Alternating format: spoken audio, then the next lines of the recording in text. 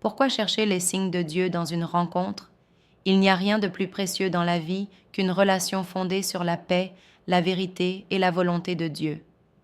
L'amour est une aventure sacrée, un terrain où l'âme se dévoile et où deux vies s'unissent dans l'intimité, le respect et la mission divine. Mais c'est aussi un domaine où l'ennemi cherche souvent à semer la confusion, le faux bonheur et les choix impulsifs. Voilà pourquoi discerner les signes divins est devenu indispensable pour tout chrétien qui désire marcher selon la volonté de Dieu, même dans les sentiments. Beaucoup de personnes, poussées par la peur de la solitude, les pressions sociales ou le désir de combler un vide intérieur, entrent dans des relations toxiques, précipitées ou contraires à leur destinée. Pourtant, Dieu a un plan, un temps parfait et un chemin précis pour chaque cœur fidèle. Chercher les signes de Dieu, c'est lui dire « Seigneur, je ne veux pas me guider moi-même. Je choisis de te faire confiance, même dans le domaine sentimental. » Ce que signifie discerner les signes. Discerner les signes divins ne veut pas dire être mystique ou attendre une vision spectaculaire du ciel. C'est une posture spirituelle humble, consciente que Dieu parle souvent dans le calme, dans les petites choses, dans les circonstances, les confirmations, la paix, les prières, les voix sages qui nous entourent. Discerner, c'est être capable de dire « Ce qui me semble bon, est-ce bon pour moi selon Dieu? Ce qui m'attire, est-ce ce que Dieu veut me donner maintenant? Cette personne, cette rencontre, est-elle un fruit de mon impatience ou un don de sa providence? » Discerner, c'est voir au-delà de l'apparence, écouter au-delà des mots, ressentir ce que l'Esprit de Dieu souffle à notre cœur.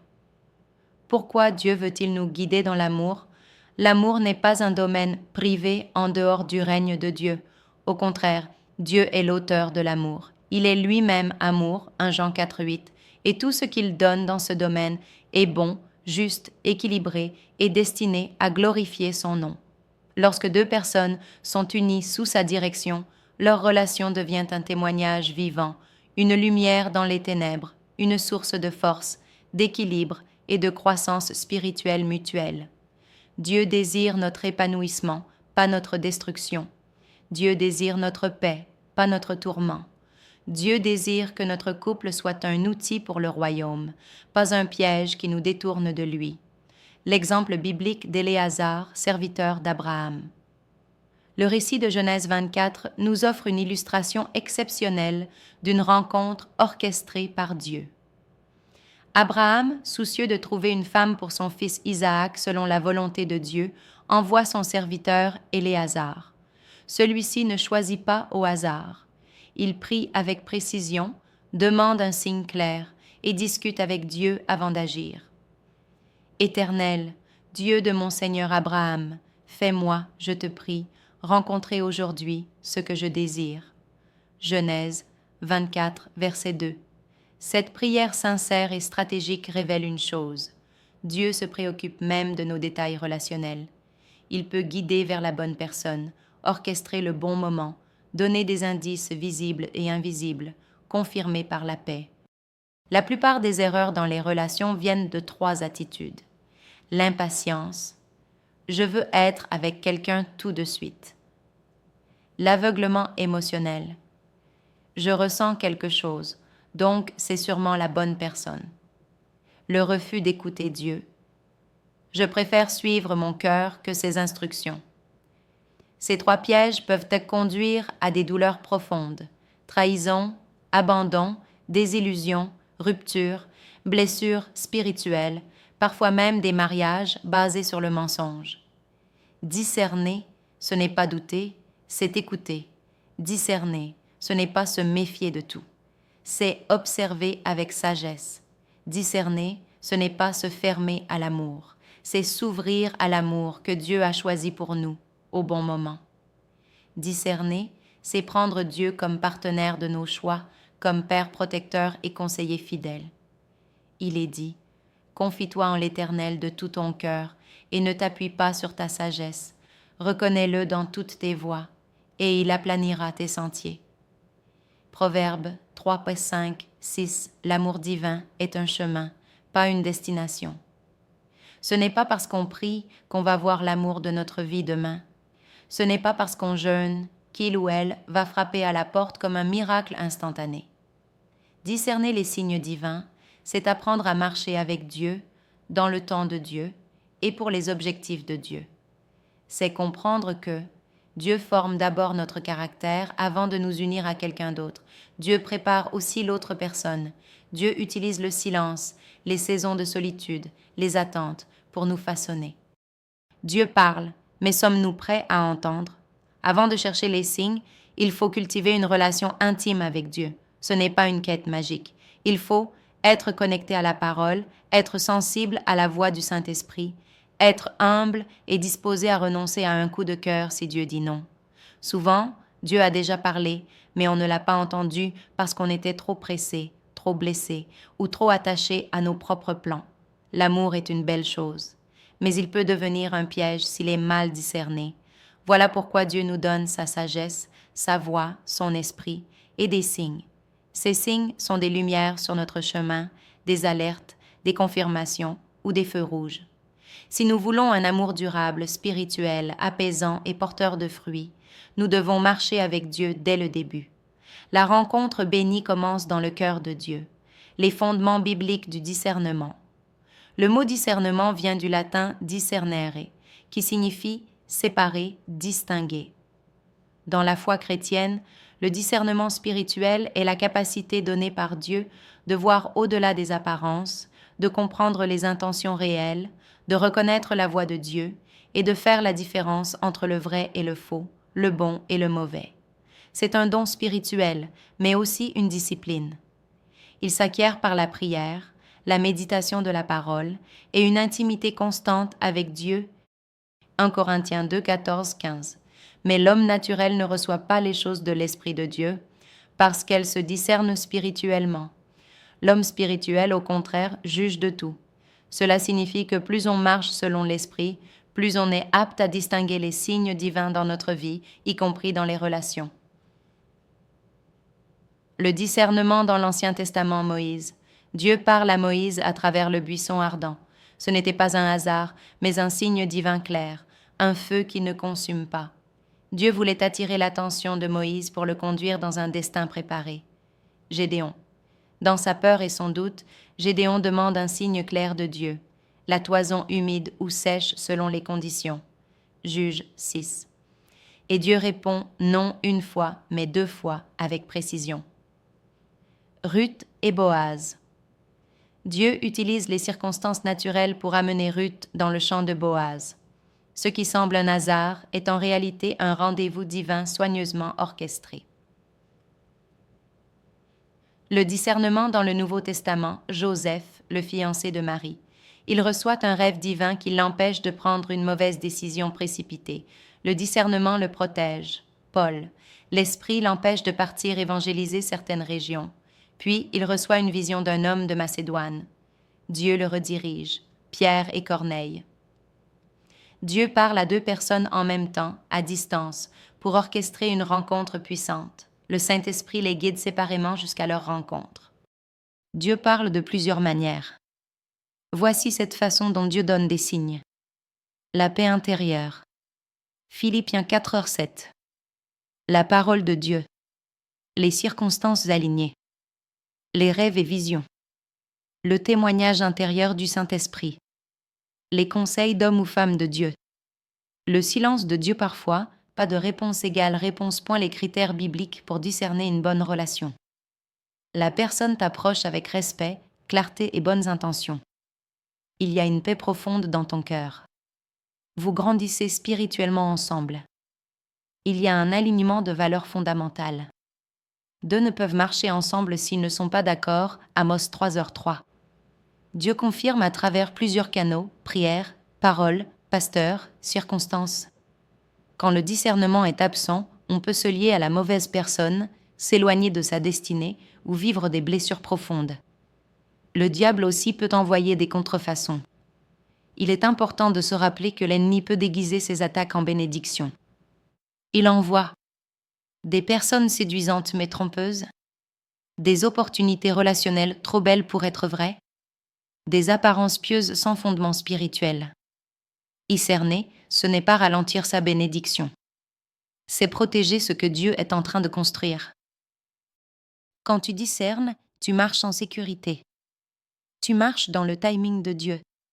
Tu évites les pièges émotionnels. Tu gardes ton cœur en paix. Discerner les signes de Dieu pour une rencontre bénie, ce n'est pas une option romantique. C'est une démarche biblique, protectrice, puissante. Tous les grands hommes et femmes de Dieu ont attendu, prié et écouté avant d'agir. Dieu est un Dieu d'ordre, pas de hasard. Avant chaque rencontre significative, Dieu travaille dans l'invisible.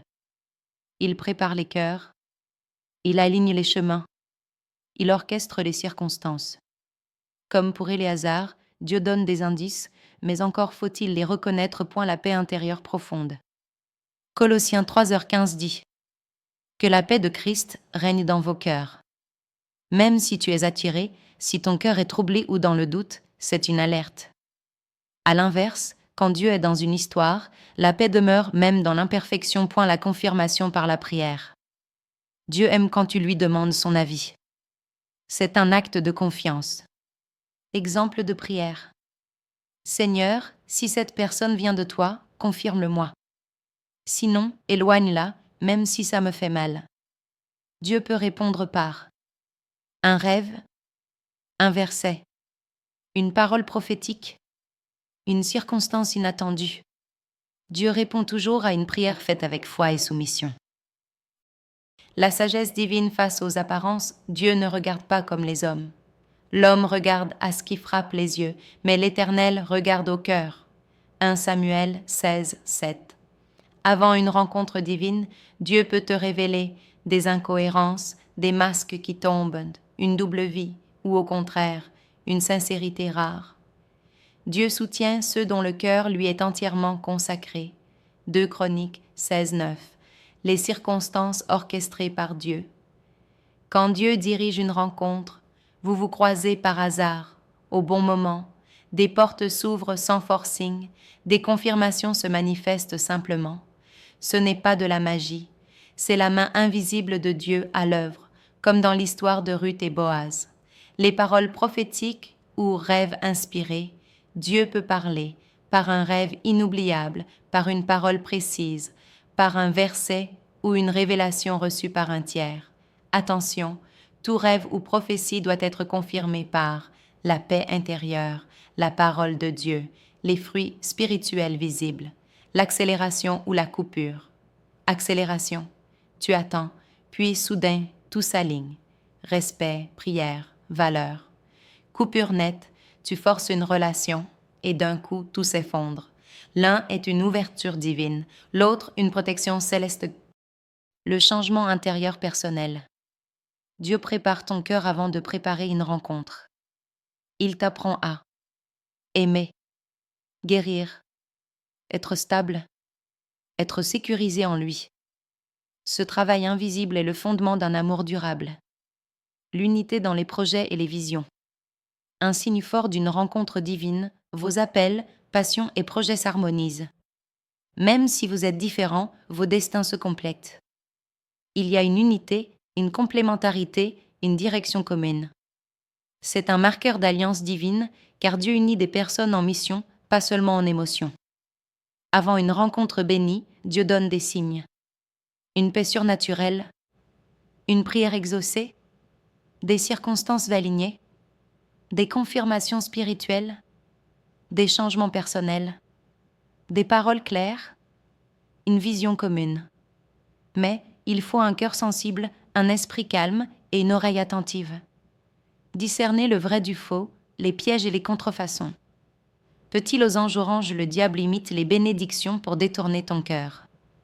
Petit losange orange, il envoie des personnes séduisantes mais vides spirituellement.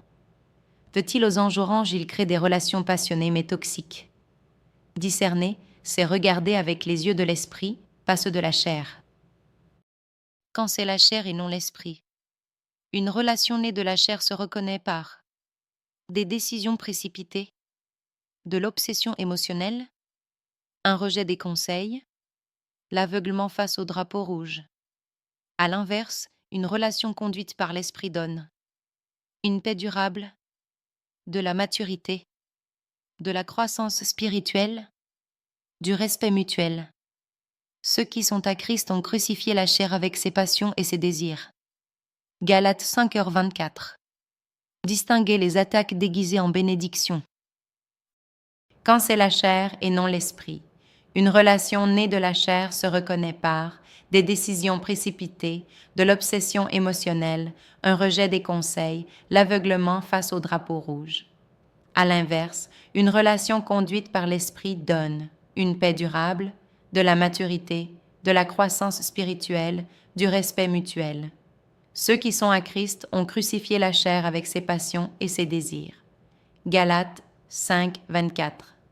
Distinguer les attaques déguisées en bénédiction. Exemple de contrefaçon. Une personne chrétienne mais instable, une relation intense mais sans paix, une prophétie imposée et non confirmée par Dieu. Dieu ne force jamais. Il confirme ce qu'il a déjà mis dans ton cœur. Les faux signes, émotions, coïncidences, illusions, tout ce qui paraît spirituel ne vient pas forcément de Dieu. Exemple de faux signes, un rêve influencé par tes pensées obsédantes, une coïncidence répétée interprétée comme un miracle, une attirance physique forte prise pour une confirmation divine. Avant de conclure, demande à Dieu, « Est-ce toi, Seigneur, ou mon âme qui me parle ?» Les drapeaux rouges à ne jamais ignorer. Voici des alertes sérieuses, le mensonge répété, même petit, la violence verbale, physique ou émotionnelle, le refus de prier ou de s'engager spirituellement, les promesses sans acte, l'indécision constante ou le flou relationnel. Dieu n'est pas un Dieu de confusion. 1 Corinthiens 14:3. Avant de dire oui, pose-toi ces questions. Cette relation me rapproche-t-elle de Dieu? Est-ce que j'ai la paix dans la prière?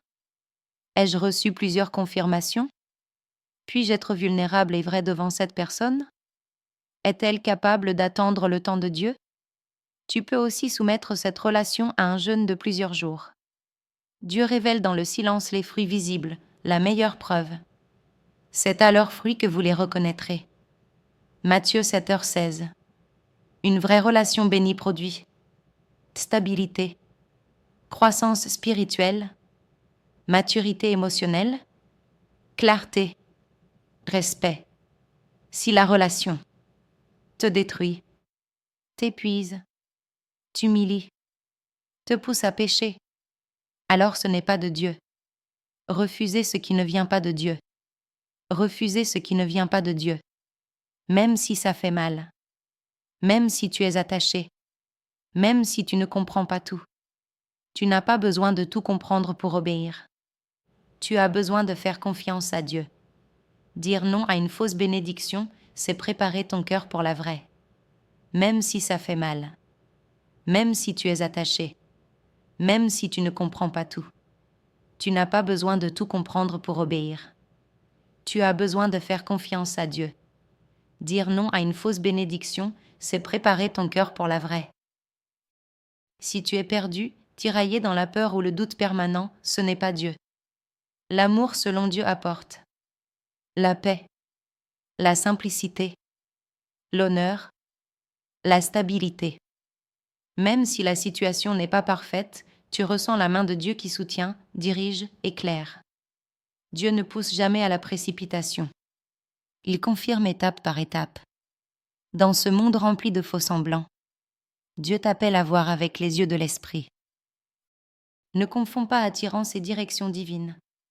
Ne te laisse pas tromper par des apparences spirituelles sans fond. Apprends à dire non, attendre avec foi, tester les esprits, 1 Jean 4:1.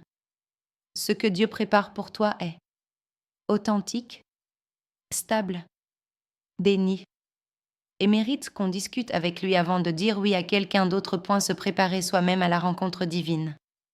Avant que Dieu ne t'envoie la bonne personne, il veut que tu sois prêt, à accueillir cette bénédiction sans la détruire. Il ne te donnera pas quelqu'un à manipuler, blesser ou idolâtrer. Dieu veut que tu sois guéri, stable, mûr, centré sur lui, libre du besoin désespéré d'être aimé. Avant d'aimer sainement, il faut guérir des blessures anciennes. Abandon, rejet, trahison, peur, lien d'âme toxique, comparaison avec le passé. Il guérit ceux qui ont le cœur brisé et il pense leurs blessures. Psaume 147, 3 apprendre à être bien seul avant d'être deux. Le célibat n'est pas une malédiction. C'est une école de préparation.